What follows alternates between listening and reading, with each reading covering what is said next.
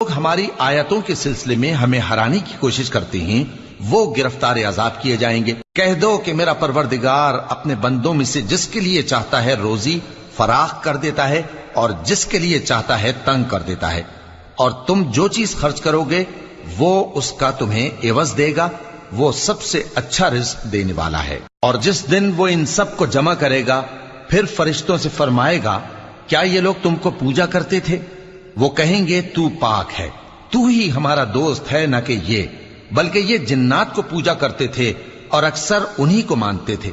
तो आज तुम में से कोई किसी को नफा और नुकसान पहुंचाने का इख्तियार नहीं रखता, और हम जालिमों से कहेंगे कि अब दोजख के अजाब का, जिसको तुम झूठ समझते थे, मजा चखो। और जब उनको हमारी रोशन आयतें पढ़कर सुनाई जाती हैं तो कहते हैं, ये एक ऐसा शख्स है जो चाहता है कि जिन चीजों की तुम्हारे बाप दादा परस्तिश किया करते थे उनसे तुमको रोक दे।